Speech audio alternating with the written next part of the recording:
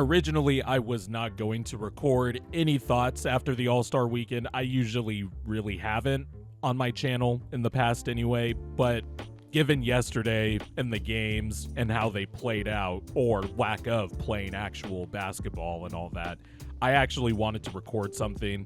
And I want to talk about larger, broader stuff that I actually think is connected to something like an All-Star weekend like this, as an example.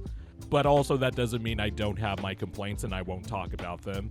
But I guess I'll just start with my overall, arching thesis of this. The All-Star Game's never going to be fixed. It just isn't. I imagine at some point the NBA is going to head into the direction where the Pro Bowl is in the NFL right now, where the game with the actual stars in it is essentially phased out. It's like a stupid, uninteresting flag football game. And, in the week leading up to it, it's like a whole event with like skills challenges and all that shit.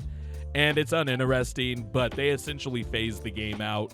And that's where the NBA is right now, or I guess heading in that direction.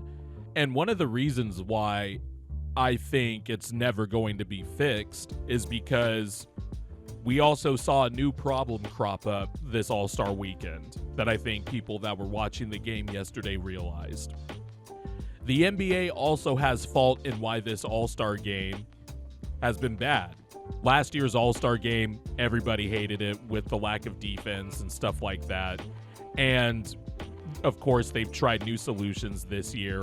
And the solutions actually, I thought, produced some solid basketball, a solid product yesterday with the whole tournament style. I thought it was going to be too much. It was a little confusing too. They didn't do a good job of explaining it leading up to the All-Star weekend. But essentially, all the All-Stars got divided into 3 teams: Team Shaq, Team Chuck, Team Kenny. And it was essentially going to be a bracket-style tournament. And on Friday, the G League All-Stars and Rising Stars played in a tournament divided up by 3 teams. And the winner of that tournament got to be the 4th team in yesterday's All-Star game, which I will touch on in a second because there was a lot of, flack from a certain player about that. Essentially, Team Chuck, the OGs, headlined by Kevin Durant, Stephen Curry, and LeBron James, who did not play. Him and Anthony Edwards both dropped out last minute, which put a damper on things. They beat the Rising Stars team. They had a target score of 40, so like an Elam ending kind of. And they beat the Rising Stars, and then Team Shaq beat Team Kenny, and then Team Shaq ultimately won the entire tournament in the final game, where Team Shaq beat Team Chuck. Steph Curry wins the All-Star MVP in the Bay Area, where the All-Star game and the All-Star events and all that stuff were hosted. And I'd say for the most part, the games were pretty solid when it comes to effort, competitive spirit, not too try-hardy, because All-Star games have never been, despite what old heads say, All-Star games were never like, regular season level competitive. There was some level of, this is an exhibition, and then there's the expectation that if the game is close in the 4th quarter, or if the game is within reach in the 4th quarter, that's when the stars start trying a little bit and the game gets serious and all that stuff. And that had been lacking the last few years. I actually thought the most recent good All-Star game was 2020 with the Elam ending when they first introduced it. I actually thought the players played hard, especially in the 4th quarter, and the game was also still like entertaining and, showy and exhibition-y and all that stuff. But the games yesterday were competitive. The problem is the NBA just absolutely fucked everything else up all around the game. And it became apparent that the main problem wasn't just the players' lack of effort in these games the last few years. It's the NBA. It's a few things. So I wrote down some notes, or at least some bullet points, so I can, keep this a little bit more cohesive. But let's start off with, of course, there are the bummers that LeBron and Ant were last-minute scratches, which kind of sucks for guys who got snubbed or probably should have made the All-Star team, like a Domantas Sabonis or somebody. But that's not really that big of a deal to me. I just thought it was kind of lame a little bit, but I mean, it's not going to be the end of the world. But I don't know what TNT or the NBA was thinking having Draymond Green yesterday, and that is one of the main sources of my complaints yesterday. Draymond Green, from Jump Street, from the moment the event started yesterday, Draymond Green just decided to go on this all weekend, really. But yesterday, for some weird reason, he had a problem with, the Rising Stars playing on a Sunday, which is when the All-Star game is normally played. And he started blabbering about the sanctity of the All-Star game and how important it is for the players and how they work so hard to get to this game and to get to this event and all that stuff. And, if you don't think too much, it does sound correct. He does sound like he's making valid points. Where it just gets lost for me is when you put out the bullshit effort that you guys have been putting out in the All-Star game. And it started with your generation. I'm nearly the same age as Draymond Green. I'm 33 years old. It started in this generation where, after Kobe and, Dwayne Wade and early LeBron and stuff like that, that's when the competition kind of started to go away a little bit, and then more so the last few years. So it started with you guys. So I don't want to hear about, the sanctity of the All-Star game and how important and mythical it is for you if you don't give a shit. Also, Draymond Green is a 4-time All-Star. He's a first ballot Hall of Famer. You guys who are subscribed to my channel know that I have a lot of respect for Draymond Green. He's one of the best defenders of all time. I think offensively, he's underrated when it comes to his passing and all that stuff.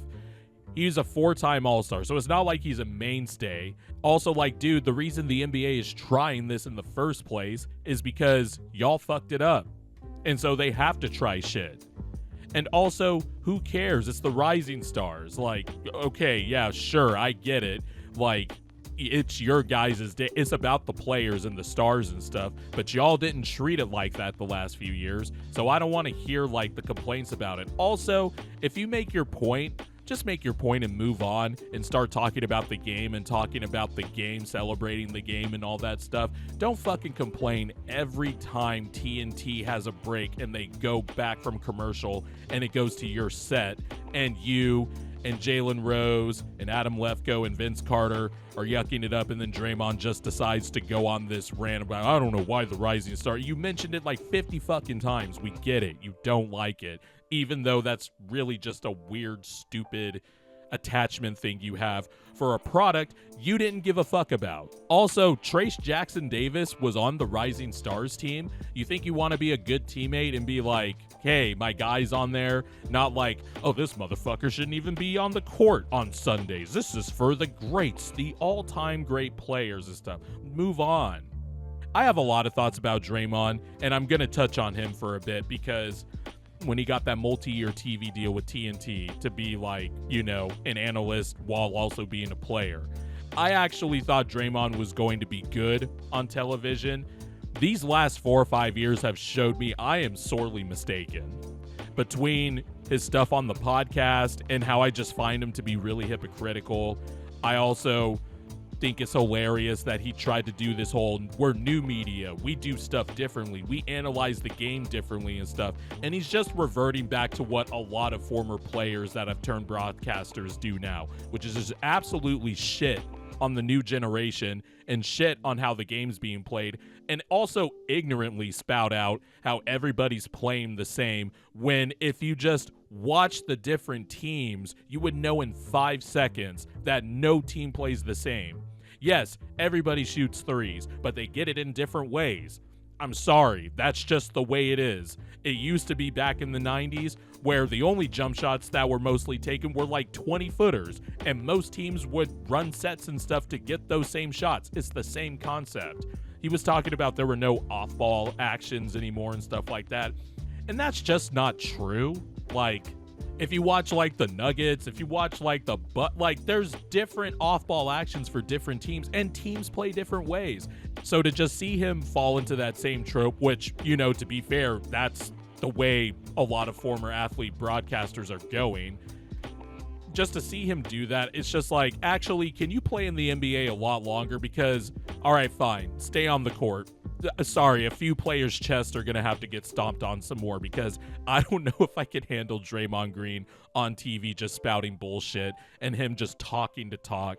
Like, I don't know. The last few years, I have just become disinterested and, quite frankly, like, annoyed with what Draymond has to say. You punched your teammate in the fucking face, man. That's really what comes down to it for me. You punched your teammate in the face. And yes, I know it sounds like I'm making a big deal out of that fact that he punched his rookie in the face, sucker punched him. But that also tells me a lot about somebody. And I don't know. Every time he tries to talk like he's a sage veteran, he doesn't even give good analysis anymore. Like, every time he tries to talk like a sage veteran, I don't know. I don't take it seriously. And to have the NBA just have him openly shit on the product the entire night, that's one reason casuals are no longer interested in the All-Star game. That's one reason. Two, the entire TNT broadcast I thought was terrible with their presentation. Whether it was in between games, whether it was Kevin Hart somehow, some way being the main character of the game yesterday, whether it was Shaq and Chuck in between commercial breaks of these games, coming back from commercial, talking shit about the players over the loudspeaker, the PA system, because for some reason people thought we wanted to hear their thoughts on the game before they resumed action. There was that one instance where Kevin Hart was saying shit about Shai Gilgeous-Alexander, and you could just tell he was being annoyed, and was like, bro, get the game going. And I just thought that whole element of it, putting in, a dystopian Squid Game type of cash prize game in between quarters or in between games with Mr. Beast, who no casual fan, especially ones that are like probably my age and above, nobody gives a fuck about Mr. Beast. Also, Mr. Beast showing up yesterday really illustrates the difference between doing YouTube stuff and being a professional broadcaster. And being a professional broadcaster that has to adhere to producers and stuff like that. As someone who has worked in, radio and stuff like that, there is a very clear difference and, level of skill needed to at least be a decent professional broadcaster. So I don't know why they thought bringing in a YouTuber on TV to run events for the All-Star game was a good idea.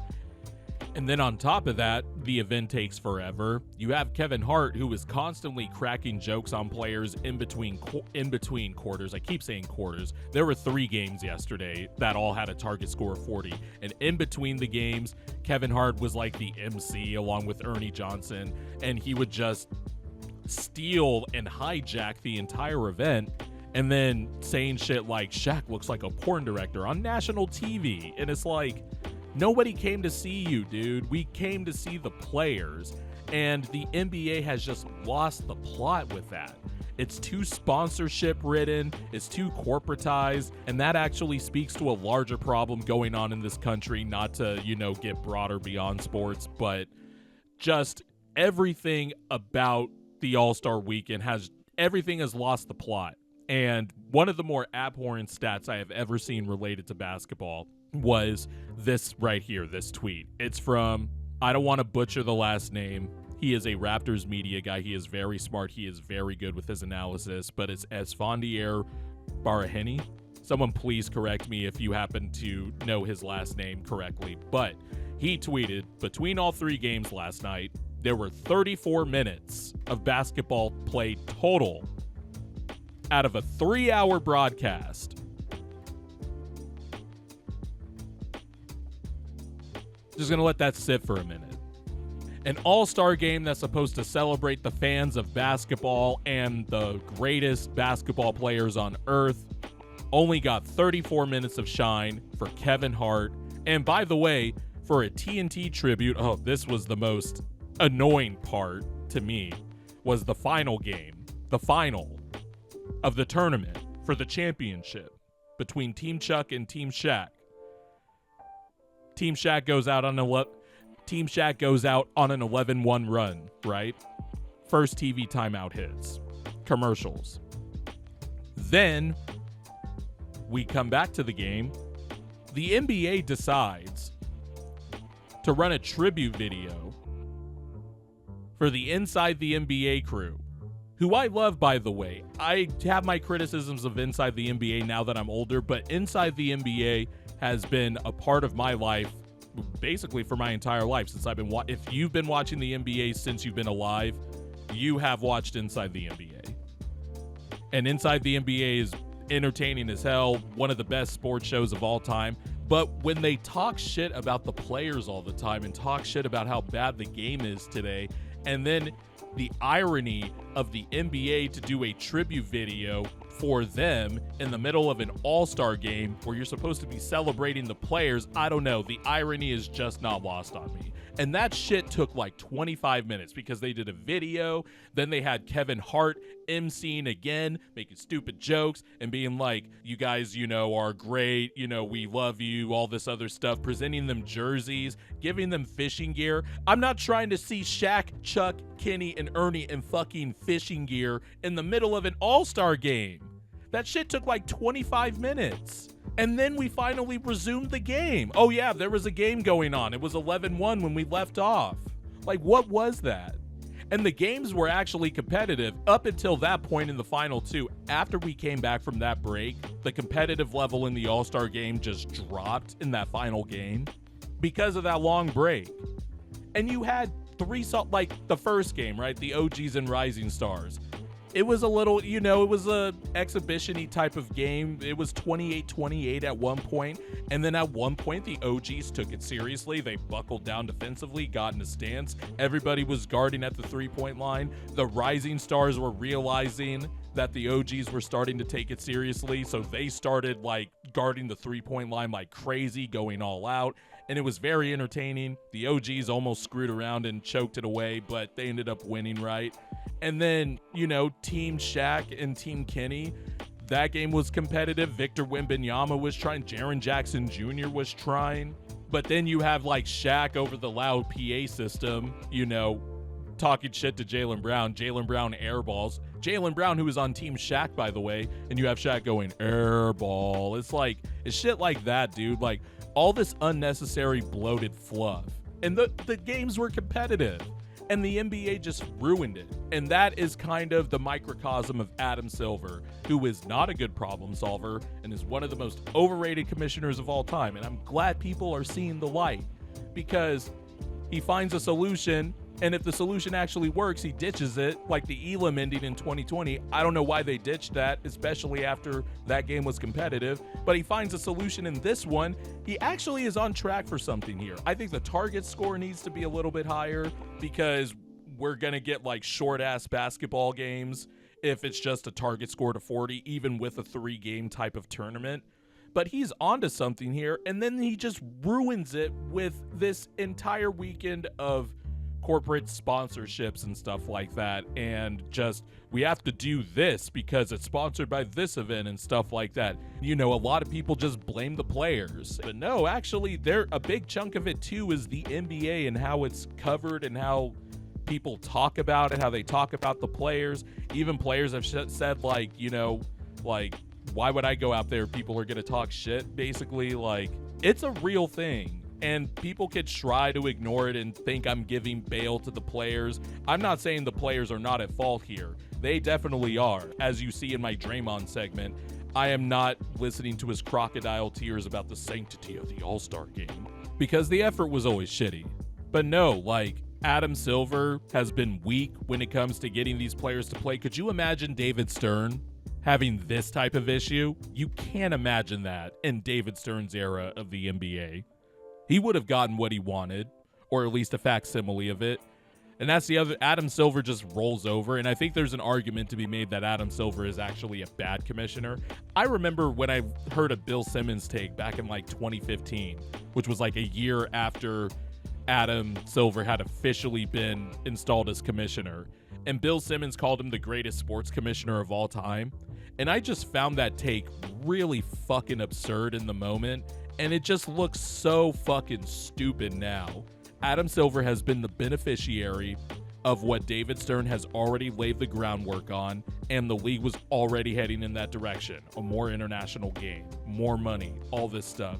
I will say the in-season tournament has been a success. He has had some hits, But as far as, being a pushover to owners, dealing with all these issues like the load management and all this other stuff, like, he's just not a good commissioner. He's good in the sense that the owners are getting what they want from him and they are making a lot of money. So he is going to stay in that position. But as an actual commissioner, I think he's terrible. And I understand some of it is biased because I am a Sixer fan who definitely has some opinions on Dave Silver. Inside joke for Sixer fans. But he is not a good commissioner. And once again, this event was an ultimate joke. And it wasn't because of the players. It was because of the league. And that is the main reason why I think this game is unfixable. Because the players will probably have times in all-star games in the future where the effort is going to be shitty. We're going to have 24-hour news cycle type of, sports talk debate about it and all this stuff. But the league has not figured out still how to appeal to a fan base that loves basketball. And it sounds like it should be simple, but for some reason, it's not.